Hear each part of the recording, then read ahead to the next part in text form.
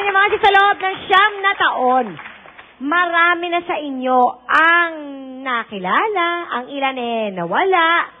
Diba? At ngayon, ang isa sa kanila ay bumisita sa inyo ngayon. Tawagin natin siya. Nandito si Sugar! Para i-congratulate kayo. Hi, Sugar! Hi! Congrats po. Yes. Hi po. Bati na kayong lahat. Bati na kayo. Opo. Happiness na. Ay, ang saya.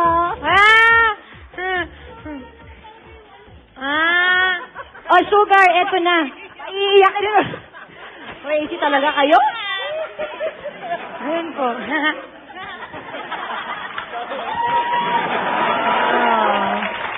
Ay, ayun na.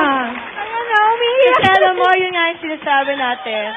Sa lahat ng ginagawa natin sa buhay natin, pagkakamali man o hindi, at least we learn, di ba, from there.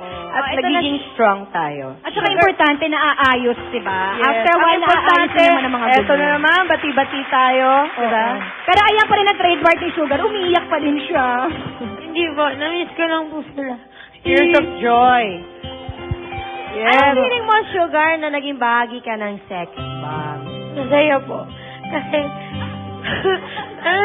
Kasi po, bali, natuto po ako.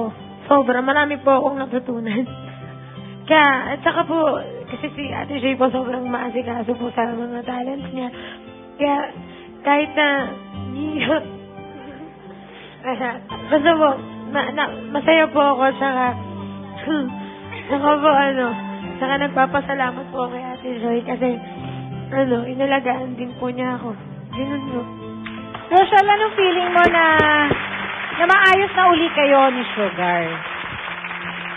Rochelle, anong feeling mo na maayos na uli kayo ni Sugar? Masaya po ako kasi, parang isang pagsubok na nakatalo na naman kami, na nakalusot kami sa isang pagsubok at naging maganda yung kinalabasan.